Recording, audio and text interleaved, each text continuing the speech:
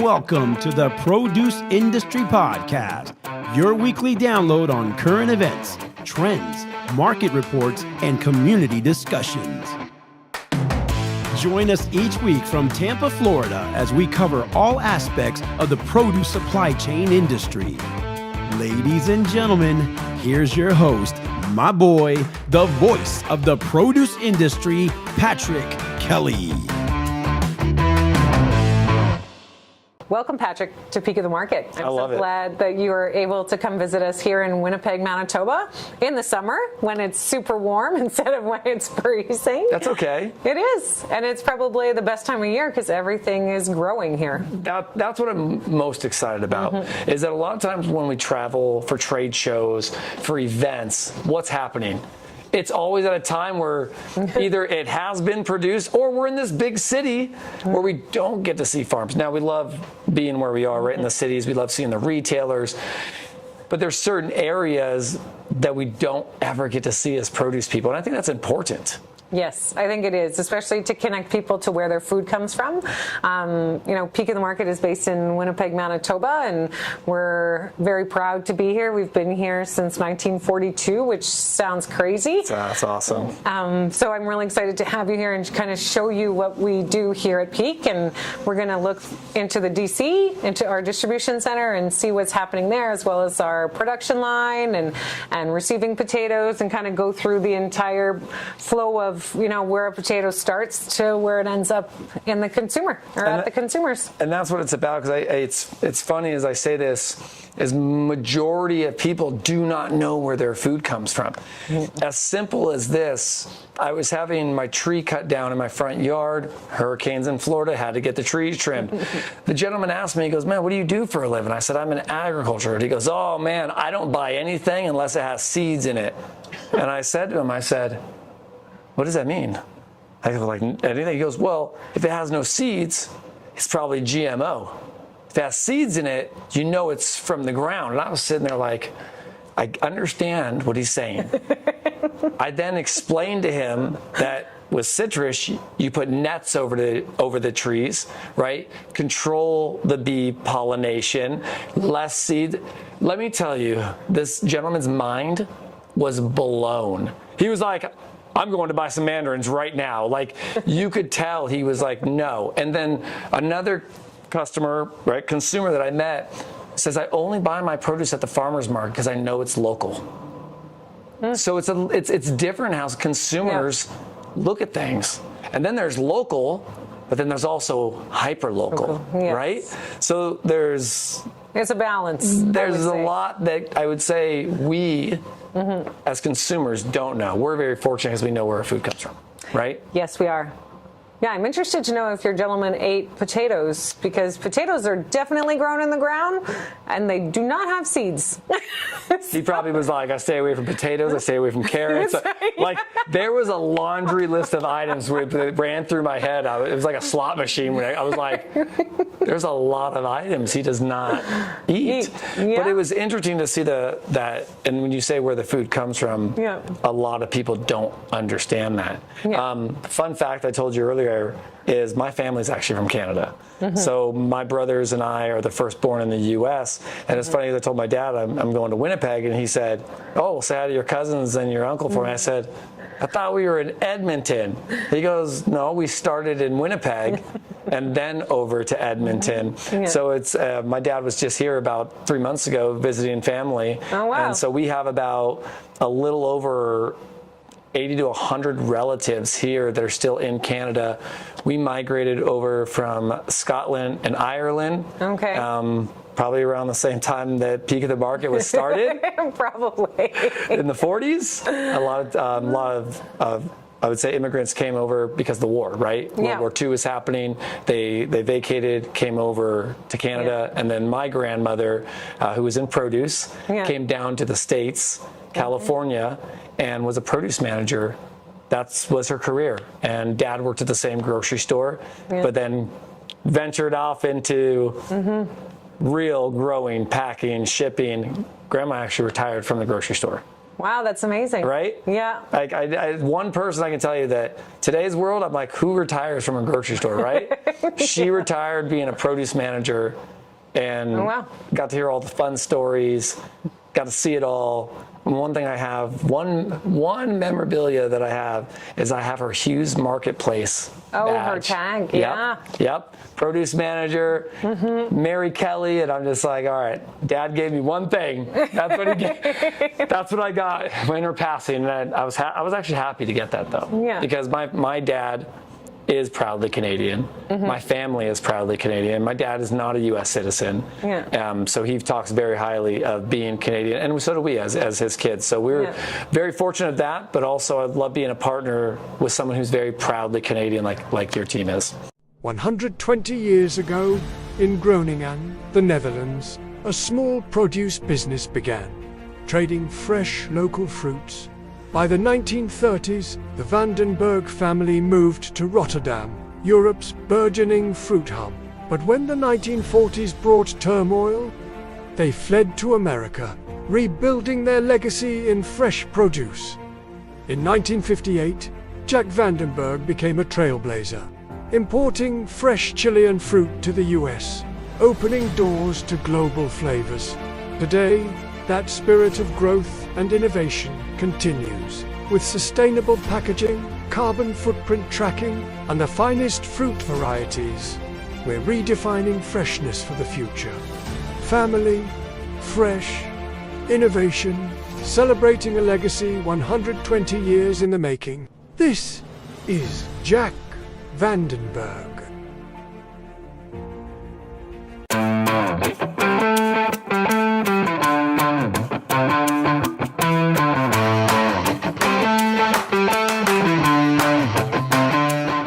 Yes, we are very proudly Canadian here at Peak, and just a little bit about tidbit about Winnipeg is almost everybody knows everybody. So when you say there's 80 people somewhere here in Winnipeg, Edmonton, we probably know some of them. We're the McCulloughs. Friend. Yeah, so we're actually the McCulloughs here. We're not the Kellys. Okay. We're the McCulloughs. Sounds about right though, huh? Yeah. So McCulloughs, and but it's. What I love about it is it is such a small world, right? It is a very small world. So coming even from Ireland and Scotland to Canada, and then Canada down to the States, same as you said, we still know that lineage and those people. So I think it's great. And being here, being in the summer, cucumbers, zucchini, kohlrabi. I mean, I saw carrots. I mean, there's so much going on. I can't wait to see the kale in the fields. That's one thing, because I told you I saw it in a greenhouse. What are we going to see when we go out to the fields? So we're going to see kale in the field. So everything that Peak does is grows in dirt. We don't do really anything. Grows in dirt. It grows in dirt. And we're very proud that we grow things in dirt. So you'll see kale, you'll see kohlrabi, cucumbers, zucchini. You'll also see some peppers and jalapenos. You'll see potatoes, lots and lots of potatoes, some onions, organic potatoes, organic onions, also small creamers and fingerlings. So it'll be a lot of different product. Oh, and cabbage. So I love cabbage fields. I don't know. Never been in one. Never been in one? Never been in a cabbage field. Oh, it brings back the 1980s memories of Cabbage Patch Kids. Does it really? Oh, yes. Okay. I'm aging myself now, but it is the most beautiful thing to see in a field is cabbage, especially when you have green and red cabbage. I don't know why they call it red. It's technically purple in my mind, but that's okay. Same thing with grapes. I was at the store the other day, and I'm like, they say red grapes, but the label's purple, and the grapes are purple. And the same thing with black grapes. It's really a dark purple grape. So I don't know how we got on that page of, of the color schemes of our produce being black, grape, purple, when they're actually different. I agree. At least an orange is an orange. Can we agree on that? Really excited too to see the innovation out here. Yes. That's one thing that really grabbed me. And I asked Derek that. I said, how many employees work here? Because the first thing I noticed was automation. Yeah, we have a lot of automation here. So we've been automated for about 10 years now, which really helps from an employee standpoint, because people that are in produce know that it's heavy, at least in potatoes. And others, right, like you're always lifting 50-pound cartons or bags or those types of things. And when you pack a lot of product and you're having to lift and move things a lot, it's not great for employees. That makes sense. So here we call them robots. Some people call them dinosaur arms, whatever you want to call them. I called it the claw from claw. Toy Story. Yeah. The claw. Like, I was like, look at that. I did it to 180. I said, look, I go, when I see stuff like this, it excites me because, one, you can reference pop culture, which everybody can reference to. But yeah, watching that claw come in, grab it, palletize it, because you're right. I mean, if you go back to 1940s, right? Yeah. Oh, we were slugging these things over our shoulders, right? And throwing them on pallets and palletizing. Even in the citrus industry to this day, we still have people, we're packing the pallets.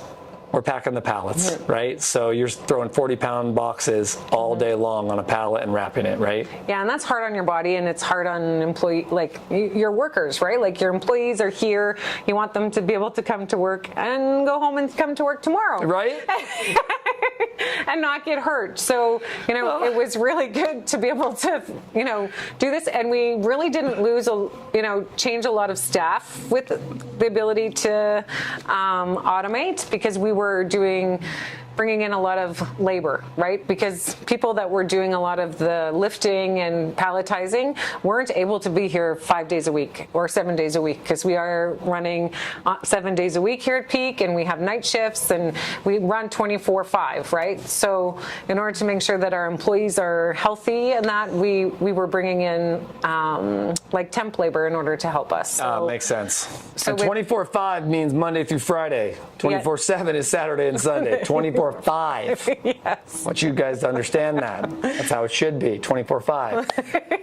What I love about it, though, too, is in our world, when I say like the citrus world, right? When I come into my world that I live in every single day, majority of the people at the packing house are females, okay? And what I love about this is if we are to bring in more automation, females are able to do more jobs in the packing house, because that is one thing that kills us, is that we get a strong woman comes in, she wants to get to the next level. Well, that next level from the grader is stacking boxes and palletizing. She says, she goes and do it. And then 2-3 weeks later, she's like, I can't do this, right? And again, we all have different body types. We all have different what we can endure. But I think with automation, with innovation, it allows a lot of equality too within the workplace for your people. What would you say on that? I would definitely agree with that. And it's enabled, women in produce and others to be able to come in and work here due to our automation and innovation that we have. And I think that's really important. Like, we want to be an equal employer. And have equality, and while you need to be able to lift 50 pounds in order to work in veg or produce, you shouldn't have to do it like repeatedly. 100 times, 100 times an hour, right? Because I remember stacking boxes when I was at the packing house, and even on me, like at the end of the day, I'm like, your arms are spaghetti, and then you contemplate, I don't know if I'm going to work tomorrow. Like, you're right. I remember picking oranges as a kid, and I always told myself, I found out very fast which jobs I don't want to do, right? And it's nothing that you're weak or you're not, you can't do the job. It's more about how it makes your body feel at the end of the day, and are you passionate to go back and say, I'm going to do this all day tomorrow for 8 hours. No, I refuse to pick oranges anymore. I've done so much orange picking in my life. I tell people there are spiders in these trees that nobody's even heard of. Okay, and I don't want them crawling down at me. And heat, right? It's just the labor. So it's very intensive. But even then, we're developing new ways to help pick in the fields and different requirements for our field workers and things like that. But it's tough. It is tough. It's a tough job. Well, and at Peak, like you'll see when you go out there, we don't pack lots of 2 and 3 pound bags. We pack lots of 10, 15, 20 pound bags. So to lift a 20 pound bag repeatedly, like it's like lifting a 1-year-old over and over when you think about it, right? And that's the way our market is in Western Canada. People love their potatoes and they buy them in large quantities at all retailers, right? Not just your large warehouse places like Costco, right? Gotcha. So all of our retailers, sell mostly 10, 15, and 20 pound bags. There's some 5s, but I would say that's way less than there has been in the tradition, past. Than right. the tradition. So who would go for the smaller packs then? So the demographics of Winnipeg, what are the retailers? Who are the retailers here? So we have Sobeys here, Sobeys Safeway, and we have Loblaws, which is Superstore, no frills. So both of them don't really sell 5 pound bags. They're 10 pound and up. We have Costco, which does large bags. We also have Save On Foods. So Save On Foods does large bags as well. And I would say and Walmart. I mean, Walmart is normally 10 pounds and up. But your 5 pounds is more, I would say, your specialty stores, more like your unique stores that are selling specialty product or are like an Italian market or a VIX market or those types of things within Winnipeg than having the large bag, right? Makes so sense. You're putting it on a shelf versus if you go into lots of our grocery stores here, you're going to see a bin of Peak of the Market potatoes when you enter because that's how they want it. They want to be able to just load it on the floor and take that space and be done and not have to take it out and put it on the shelf. ZAG Technical Services, we do many things.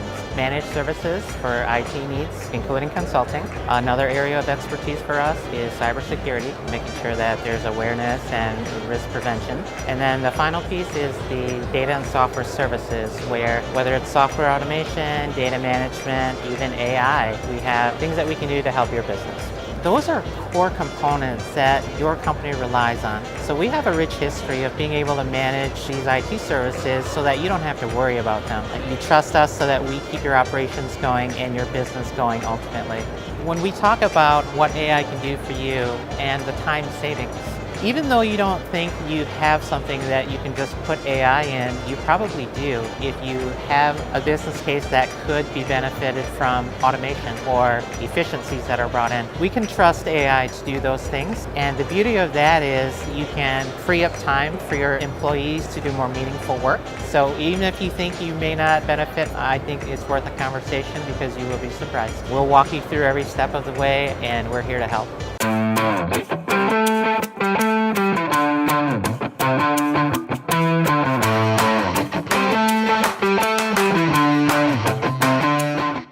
I noticed that in the upper states that are closer on the border to Canada too. So I've noticed even in like I was in the Metro St. Louis area last year, same thing. Right when you walk in, boom, big, I would say the pallet and the tri-wall of these huge bags of potatoes. And I was like, okay.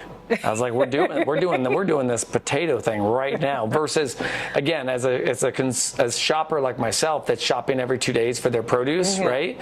Is we're buying smaller quantities, but probably still the same amount, right? But smaller quantities, right? Because the way the fast-paced life is, as we live with kids and everything else, it's like, my kids would start chucking those potatoes at each other if we had too many at the house. Trust me. I mean, I see it already with small ones. You see them getting thrown across them. Relax over there. So no, it's great. What else? If we were to look, and I know that we've talked about this before on the podcast. We've talked about it at the trade shows. A lot of it has to do with Canadian supplying Canadians, right? But you also have a global reach, right? I mean, talk about that a little bit. Yeah, so we're a Canadian company supporting Canadians. We export a lot of product into the U.S. And as we've seen through, the political changes in the market, we worked a lot with our American friends in regards to helping them distribute their produce and sell their produce in Canada.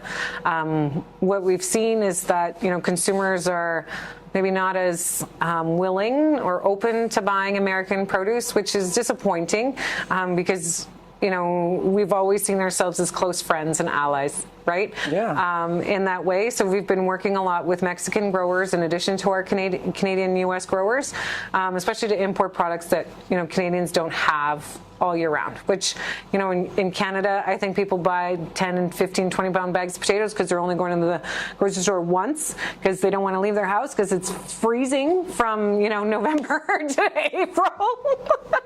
So we don't like to go every 2 days. So true. You yeah.